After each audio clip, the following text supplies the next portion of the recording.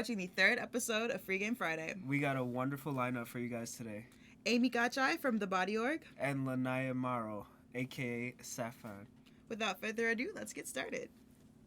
All right, hello. We are here with our first guest, Emi. Hi. Thank you so much for joining us today. I know you have a busy schedule, so we really, really appreciate it.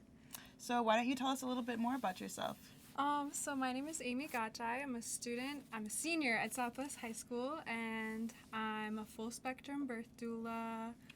I'm my school's student council president, and I'm also the founder of thebodyorg. That is awesome. Tell me a little bit more about what a full spectrum birth doula is.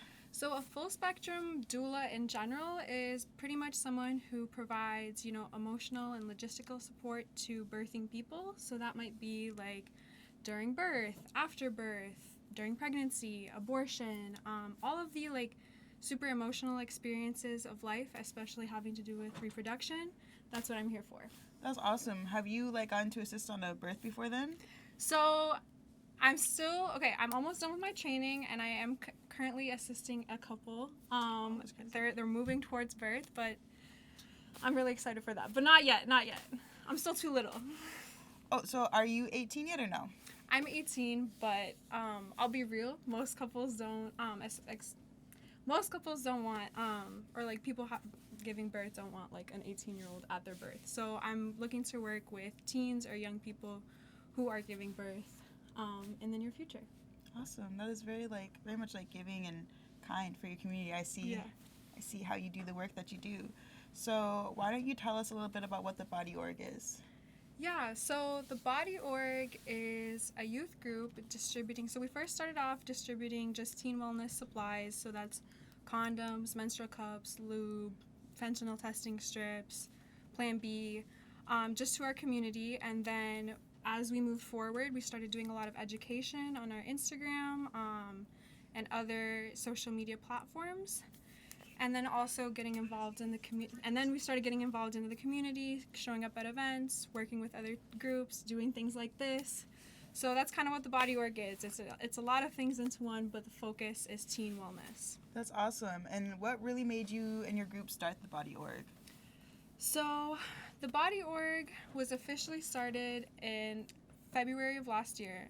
But before that, I'd been working with the school-based clinics, the Minneapolis school-based clinics on their teen health council, and I was kind of just doing a lot of work for them, and I started kind of just taking a couple bags of condoms, giving it out to people at school, or doing the extra work, providing resources. And then when COVID hit, people were finding it harder to access the school-based clinics, so they started directly coming to me. And then me and a couple of other people on the council started working together, and that's how thebodyorg was started. That's awesome. It's amazing to see how hard you work to be a resource to your peers. Yeah, I try. How do you see this being sustainable? I mean, okay, there's two pieces of sustainability. So first, obviously, we promote sustainability as far as our products.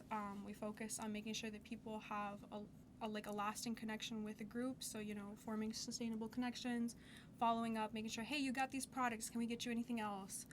And then making sure that people have sustainable connection to resources and sustainable products. So we work with End Period Poverty Minnesota to provide menstrual cups.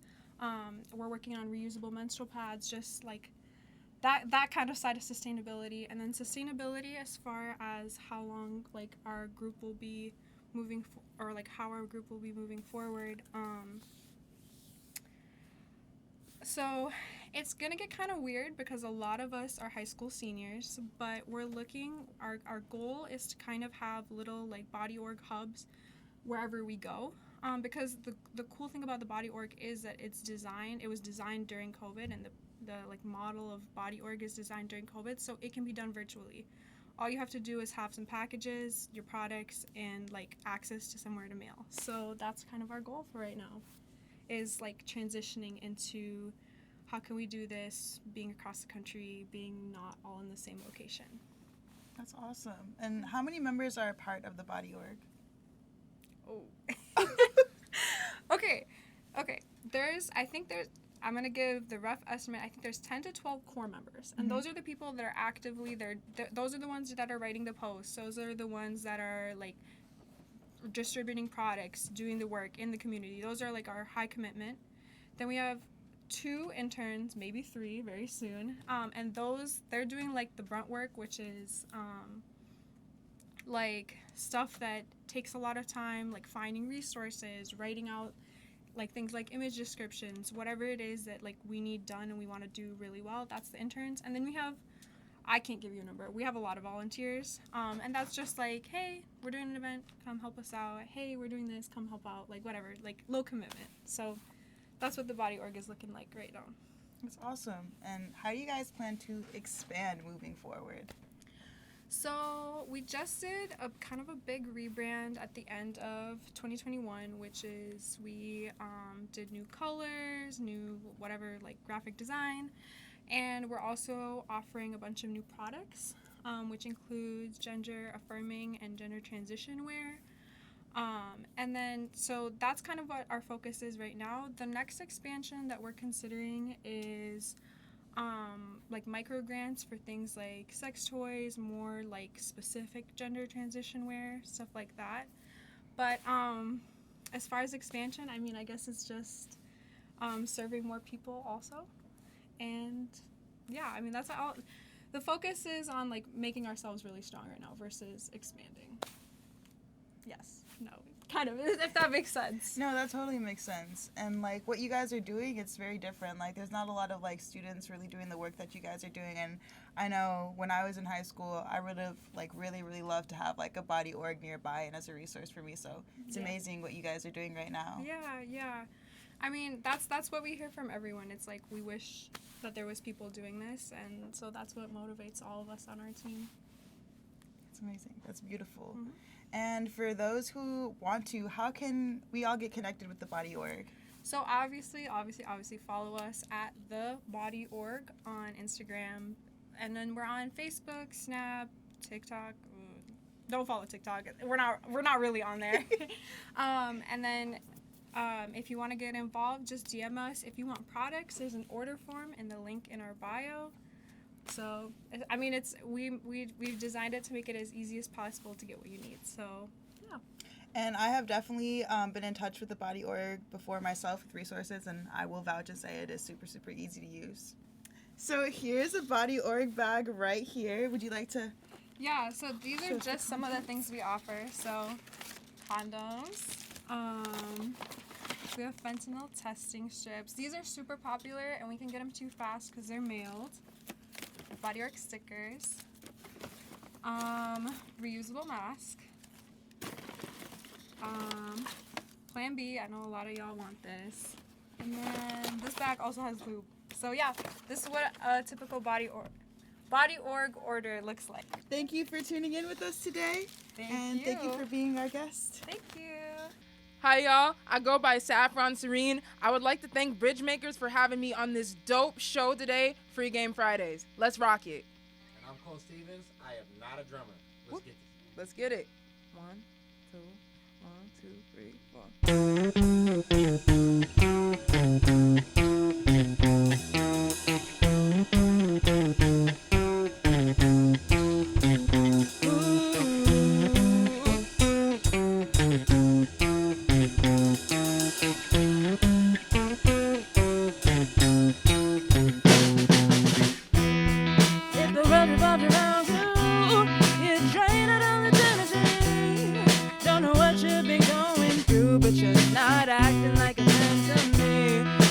Block all my moves, trying to stop me from my dreams. But I dream lucidly, so don't try to comfort me in my sleep. In my sleep. In my sleep. You could not break me, so you tried to burn me alive. You made a mistake. A breeze fires not easily put out. Unlike a blue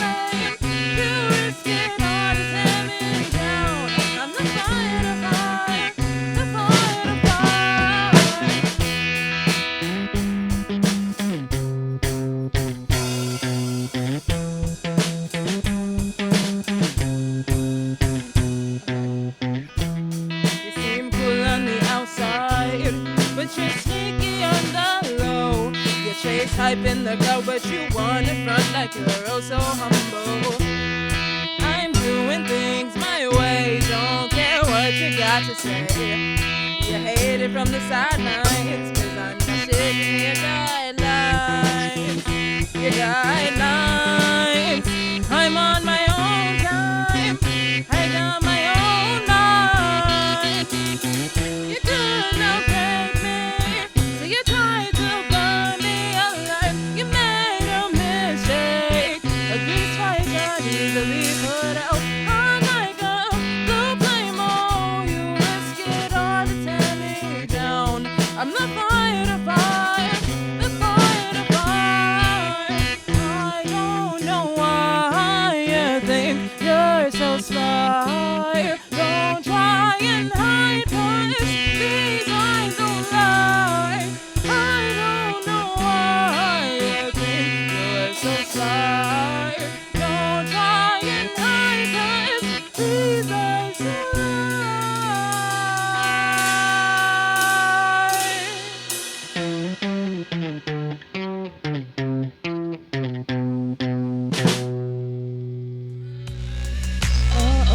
You're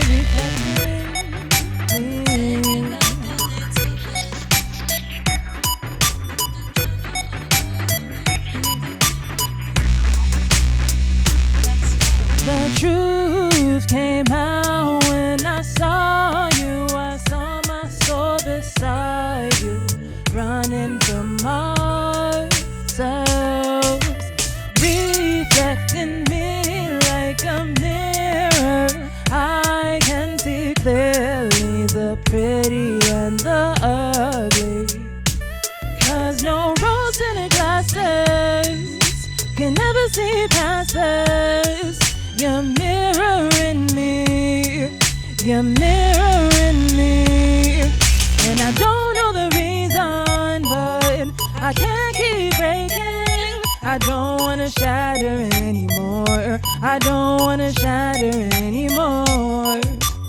You knew all of my shadows, but it didn't matter, 'cause we were the same. So tell me who's to blame, 'cause you just wanna play the game. Ain't that a shame, 'cause you just playing yourself, reflecting me like a mirror. I can see clearly the pretty and the ugly, 'cause no rose-tinted glasses can never see past this. I don't wanna shatter anymore, I don't wanna shatter anymore. Reflecting me like a mirror, you're reflecting me like a mirror. Thank you again for having me on Free Game Friday. Shout out to Bridgemakers. Love everything that y'all doing, y'all. Much love. Thank you again, Saffron, for that wonderful performance. Now we're going to jump right into the interview. Tell us about yourself and where you grew up.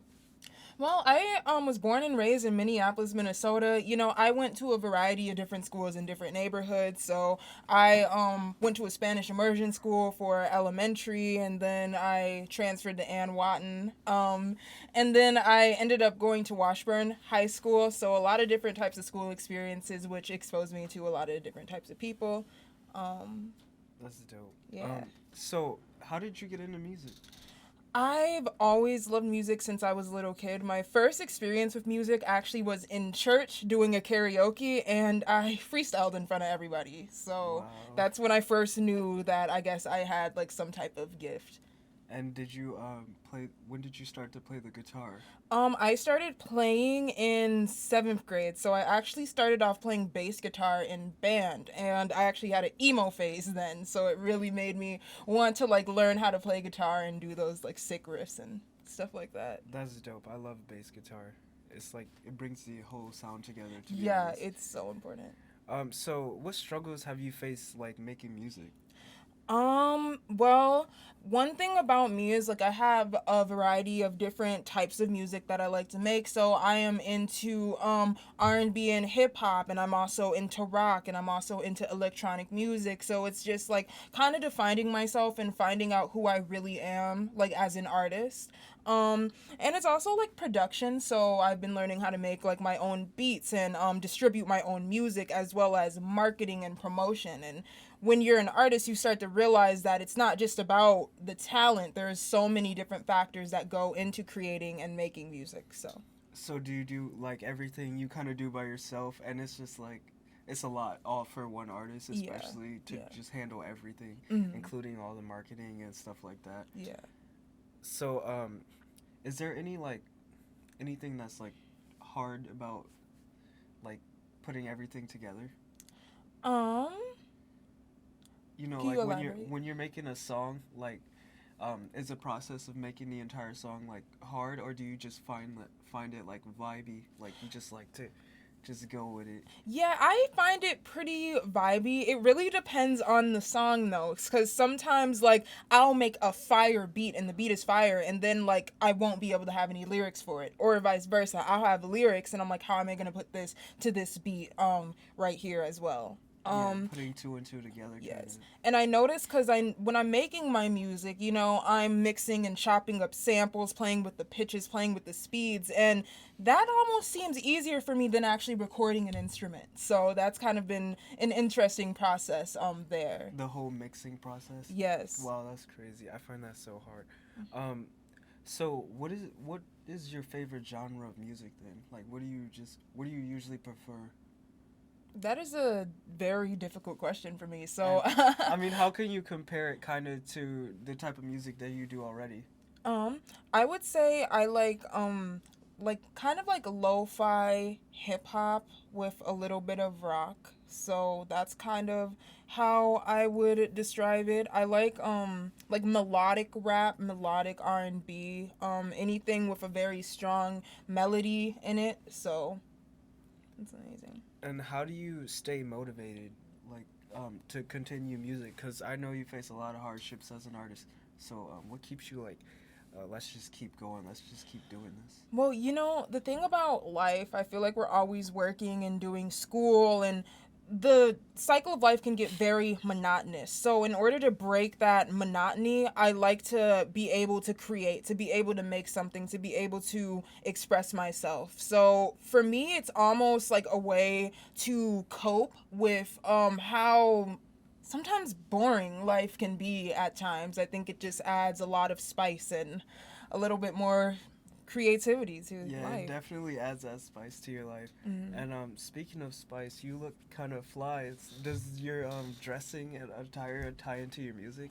Yeah. So, see, the thing about me is I consider myself an artist all around. So, if I'm not making music, I'm doing my makeup, I'm matching my outfits, I'm editing a photo or something. So, it's just all part of me because I just feel like I'm just an artistic being, honestly. And that's what I like to do. Right. So artistry ties into all of that, like everything. For sure. Do you play any other instruments? I know you play the guitar. You said you play the bass, which is dope. I don't actively play. I used to play the drums, and I know a little bit of piano, so some here and there. Is there any upcoming projects that you're excited about or you're looking forward to?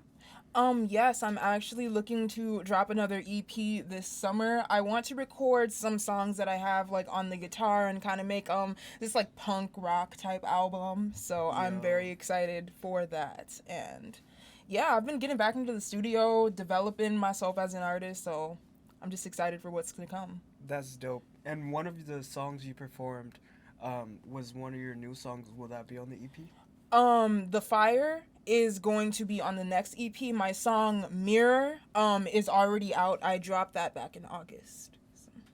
And can you just talk a little bit about the two songs that you performed? Just give a little intel. Yeah, for sure. So The Fire is about someone trying to break you down, but you persevering no matter what. So the thing about that song is, damn it, I had something to say. Edit that out. Okay, so sometimes in life we're going to meet people who don't always have like the best intentions for us, and they're going to always try to bring us down, but you have to know that there's a fire that's inside of you that nobody else can burn out, which is one of the lyrics of the song. A grease fire is hard to be put out because their words and their actions may try to derail me from my path, but at the end of the day, my flame burns bright. And I think it's about just being your own light in your own world and really motivating yourself, you know? It's about knowing your power, knowing what you can do, and being confident in your abilities. And my song Mirror, it's kind of about seeing yourself in somebody else. So basically, sometimes we get into relationships, friendships, partnerships, where that person almost acts like a mirror to us, and we see things about ourselves that we wouldn't have saw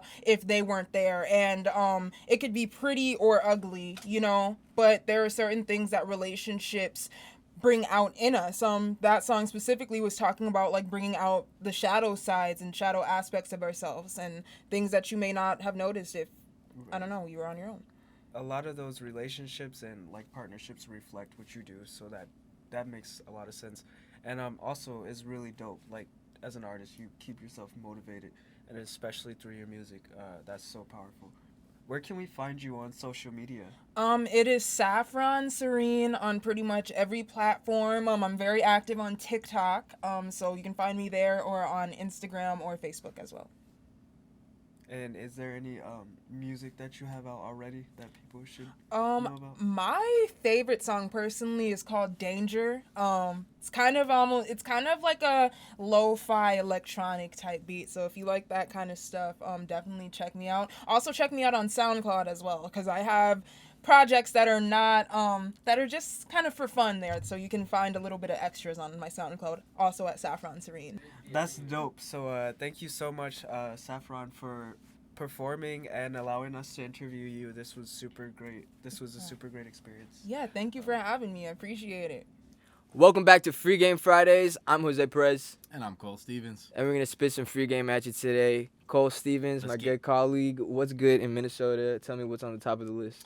Well, Jose, we got some interesting stuff going on today. This just blew me, right?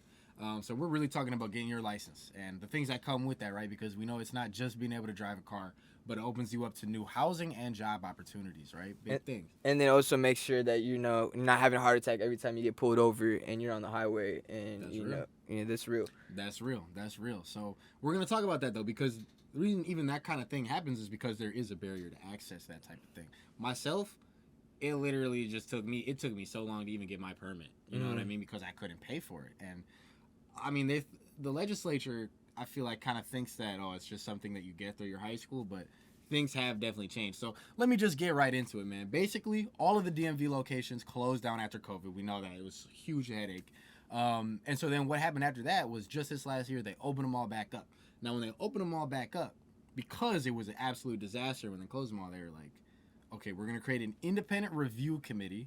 This is something where basically people outside of the legislature come together and they review a system or whatever and give recommendations. And then the legislature actually signs, you know, or they take those recommendations and they might make it a law. So they're trying to make the DMV not suck so bad. That's the basic general thing. That's their goal. Efficiency. So Basically. what I'm about to hear is from this report, it's like gonna be some feedback like, yo, this is how we're gonna make the DMV like a lot better. Let's add like a whole nother line or a cashier on there. Like it's gonna be like stuff like that. Well, here's the thing, right? So that's kind of like logically what we think, right? Because we're in there like engaging with that system day to day. But quite honestly, there were two specific proposals from the review committee that were pretty startling almost to me, as a young person especially. So really, here's what we're talking about, man. The two things are, number one, they actually proposed cutting the amount of locations from 96 in half or more, almost to like 40 or 50. You know what I mean? So you're going to be driving longer and you know what I mean, waiting in line longer too. So now it's like, instead of like adding cashiers to like the DMV lines, it's like, actually we're gonna get rid of like half of the ones we have in Minnesota. So it's like kind of crazy, because if you think about it, it's like those are also pretty decent jobs. People get paid pretty good. They get benefits. They're like, you know, it's and it's like it's very basic, and like we need that. Like we have to go get tabs for our cars, driver's license, all that good stuff. Yeah. So let's talk about how you were talking about earlier, how people used to get that type of stuff inside of high schools. Yeah. And I don't think that type of resource is provided. Before the pandemic, 15% of young people actually received, I believe, was it the permit or license? Was it the license? Yeah, basically 15% before the pandemic got licensed through their school. Through their school, right? And that was before the pandemic. So now imagine. It's like lower now. Yeah, that's like crud now. And 95% of young people got their license through their high school in like the 70s? Yeah, in 1970. That's the statistic. And the reason that statistic is important is because oftentimes when we're talking about signing laws and whatnot, it's really a lot of older people at the table here. So we need to be reminding them that things have changed and the realities for young people are different than it was when they were young. Yeah, because this is a situation where people are disconnected, where it's like a simple matter where an assumption can influence the way someone votes, the way they portray a situation. And that stuff's expensive, dude. It's driver's education is actually expensive. Crazy It's not just something you get through your school for free. No. Much anymore. So yeah, let's get into it. I mean, the real implications here. And then not to mention too, it was half of the actual DMV station. So they cut that in half, as well as this proposal to increase the driver's education requirement to age 25. Wait, what do you mean by that? So you know how you need to take driver's education until you're 18. Once you're 18, you can just go and take the test. Yeah. If you're younger than that, you got to take it, and then you can go and do the test, the permit, get your license. That's what I did to save some money. Exactly. And so, me too. I waited. And so here's the thing, right?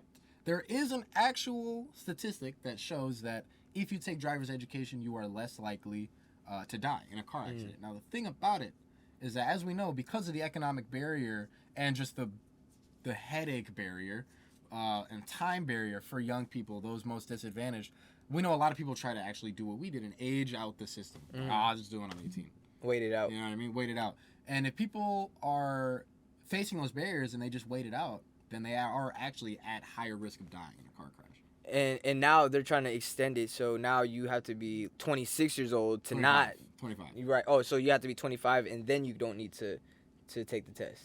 I think so. Yeah. Okay. Yeah. It's like up to 25 years old. Right. So. Okay. So that makes sense. So they're just now enforcing that everyone's gonna pay and take this course. Yeah. Unless you somehow are able to wait it out till then. And the thing that's messed up is that the implications of this are, we're talking about longer wait times, you having to drive physically further to go and get a test or to get anything done that needs to happen through the DMV. And the other thing that's actually really disturbing about the 25-year thing is less economic opportunities and housing opportunities for young people who have barriers to paying for it or just finding the place to take the test or having a car that's actually going to work for the test, right? The one that has to, all your headlights got to be right. Everything has to work. Some insurance. Insurance is a huge thing, dude. If you're young, it can be like $250, $300 a month. Yeah. So those are really the worst implications, I think. Absolutely. So I mean, what can we do regarding this? What if we're all young people, or once were young people, and we know how important having a license is. It's like a really a pillar because one, it's a legal document, an ID. Right. You can it shows responsibility too. Like when you're trying to get a job. You can get driving jobs. It's like so. And bro, let me tell you too, those construction jobs, you need a license absolutely, and it's really good money out there. So, regardless, this affects us or the people around us. Like, what are some things that we can do to because this is in the legislature this session. Like, this is what's going on this session. So this is actively happening. This month, I think, in the middle of this month. So yeah. So this is gonna start being debated. So here's what you can do, man. As always, stay engaged. Boom, go check out the website. We're gonna have links too in the chat and everything. And go to that website, find out who represents you, and write them a letter, man. It doesn't have to be crazy formal. Just be polite. Tell them like, hey, I am. You represent me. I'm in your district, and I find these two provisions in the DMV recommendations harmful to my community. That is the increasing driver's ed to 25 years old and then cutting the number of stations that we have. Yeah, no, without a doubt, And even if you wanted to be even less formal, just saying, I'm a young person, I'm about to vote, it's 2022, elections are coming up, and I want an easier DMV experience. Yeah. Like, just let them know. And if you don't know about that experience, trust me, you want an easier one. It's terrible. Absolutely. So, like, it's really just letting them know that you care about this issue and that it's important to you. 100%, the power is in the people, and it sounds cliche, but genuinely, when we all gather together, we know this firsthand and create a coalition, you can get work done. Yeah, you can. So building relationships. Building relationships. Because it's really more than just sending that one letter and being like, hey, please do this for me. You know what I mean? What you're doing is creating a relationship with somebody who is representing you. I mean, your tax dollars pay for them to represent you. And that relationship can last forever. You know what I mean? Yeah, so 100%. Find out who's representing you. Find out, are they up for election? Find out what their stance are on things like this, because these are the people that, like, you know, get to make decisions about our day-to-day lives and how we're going to be operating. Things like the motor vehicle department. So, yeah, get informed. Know what the facts, and stay tuned, because we definitely are going to, we have, you know, nonprofit leaders that are connected to us that are working close on this issue. Yes, for sure. We want to be you know, be close on this issue as well, and be an ally on you know, making sure that all young people can get their license. And speaking of too, shout out to Youth Prize, particularly Chrissy Snyder, who's doing work around this issue right now. And man, go ahead and go to youthprize.org and reach out to them. I know they're doing work around this issue, particularly trying to, number one, get the state to actually make the DMV get data on young people of color and whatnot, so we can see the disparities and how we're getting screwed over, as well as trying to create a resource for basically like scholarships for people to get their, you know, education course paid for, to rent a car that's going to work for the thing, and just to be able to make that process easier for people facing barriers, as well as potentially insurance support. Absolutely. So, yeah, reach out to Youth Prize. Reach out to us at Bridgemakers. If you got any more questions, BridgemakersMN. We'd be more than happy to get you in the right direction and be, you know, stand against this tide. I think that's going to wrap it up for today's segment. That's all. Definitely reach out to us for any recommendations or suggestions of anything that you'd like us to review. And I'm Jose Perez. And I'm Cole Stevens. Remember, the government works for you. And it's Free Game Friday, baby. Free Game Fridays. Try and hide, 'cause these eyes don't lie.